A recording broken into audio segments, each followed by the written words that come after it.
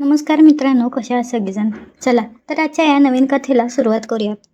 रात्रीचे 12:30 वाजले होते. मी खिडकीतून खाली पाहत होतो. एक पांढऱ्या रंगाची आलिशान कार बिल्डिंगच्या गेटसमोर येऊन थांबली.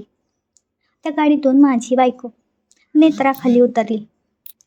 नेत्रा एका प्रसिद्ध बिल्डरची, विक्रांत पाटील यांची पर्सनल असिस्टंट होती. नेत्राने आज एक लाल रंगाची साडी नेसली होती, ज्यामध्ये ती कमालीची सुंदर दिसत होती. गाडीच्या दुसऱ्या बाजूने विक्रांत पाटील खाली उतरले. त्यांनी नेत्राला निरोप देताना तिचा हात हातात घेतला आणि तिच्या गालावर प्रेमाने हात फिरवला. नेत्रानेही त्यांना एक गोड स्माईल दिली. हे सगळं मी वरून पाहत होतो, पण माझं डोकं फिरलं नाही. उलट मला एक वेगळंच कौतुक वाटत होतं. मी एका प्रायव्हेट कंपनीत अकाउंटंट आहे. पगार बेताचा आहे. घर छोटं आणि स्वप्न खूप मोठी आहेत. नेत्रा जेव्हा विक्रांत पाटलांच्या ऑफिसमध्ये रुजू झाली तेव्हापासून आमचं नशीब पलटलं. सुरुवातीला मला जेव्हा संशय आला की नेत्रा आणि पाटलांमध्ये काहीतरी शिजतंय, तेव्हा मी खूप चिडलो होतो. पण नेत्राने मला शांतपणे सगळं समजावलं. बघ समीर, पाटील माणूस वाईट नाहीये. तो मला मान देतो, हवं ते सुख देतो आणि त्या बदल्यात आपल्याला हे सगळं वैभव मिळते. तुला माझ्यावरती विश्वास आहे ना? माझं मन फक्त तुझंच आहे. तिच्या या बोलण्याने माझा दृष्टिकोन बदलला होता. मला जाणीव झाली की मध्यमवर्गीय आयुष्यात मरमर करण्यापेक्षा जर माझ्या बायकोच्या एका निर्णयामुळे आम्हाला सुखाचं आयुष्य मिळत असेल तर त्यात वाईट काय आहे. नेत्रा घरात आली. तिचा चेहरा थोडा थकलेला पण आनंदी दिसत होता. तिने तिची पर्स सोफ्यावरती टाकली आणि माझ्या जवळ येऊन बसली. आज खूप वेळ लागला तुला? मी तिचा हात हातात घेत तिला विचारलं. हो रे, पाटलांची आज त्यांच्या लोणावळ्याच्या फार्म हाऊसवर एक मीटिंग ठेवली होती. तिथे जेवण झालं आणि मग त्यांनीच मला ड्रॉप केलं, नेत्राने बदर सावरत सांगितलं. मी तिला पाणी दिलं आणि हळूच विचारलं, मग आज काय काय झालं? पाटलांनी तुला खुश केलं का? नेत्रा लाजून हसली. समीर, तू पण ना, काय काय विचारतोयस? नाही ग, मला आवडतं तू त्यांच्याबद्दल सांगतेस तेव्हा. सांग ना, आज त्यांनी तुला कसं ट्रीट केलं?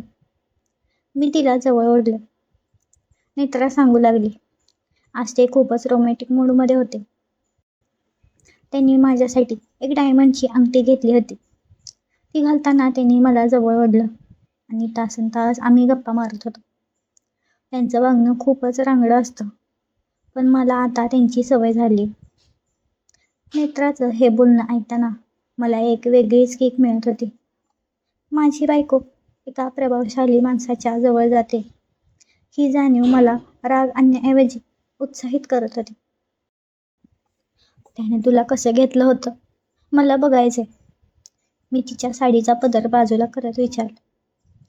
नेत्राने आज घडलेल्या प्रत्येक गोष्टीचं वर्णन करायला सुरुवात केली. पाटलांनी तिला कसा स्पर्श केला, तो तिला काय म्हणाला आणि त्या दोघांनी एकांतात कसा वेळ घालवला, हे सगळं ऐकताना माझ्यातला पुरुष जागा झाला होता. त्या रात्री आम्ही दोघांनीही खूप वेळ एकमेकांना साथ दिली. पाटलांच्या नावामुळे आमच्या नात्यातली मरमळ निघून गेली होती आणि एक नवा उत्साह जागा झाला होता. आता या गोष्टीला 6 महिने झालेत. पाटलांनी आम्हाला शहराच्या मध्यभागी एक मोठा फ्लॅट घेऊन दिलाय.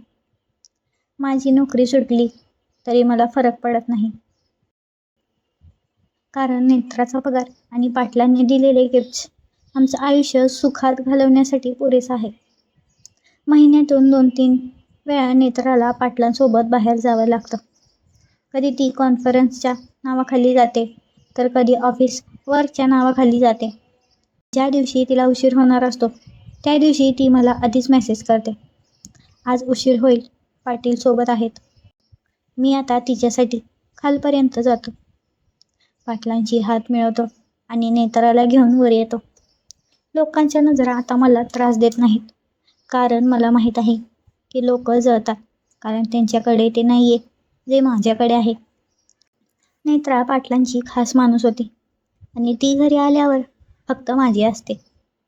हेच वास्तव्य आम्ही स्वीकारलं आणि आम्ही यात खूप सुखी आहोत. मित्रांनो, तुम्हाला ही कथा कशी वाटली हे मला कमेंट करून नक्की सांगा. अशाच कथा ऐकण्यासाठी माझ्या चॅनलला नक्की सबस्क्राईब करा. भेटूया पुढच्या व्हिडिओमध्ये. तोपर्यंत धन्यवाद.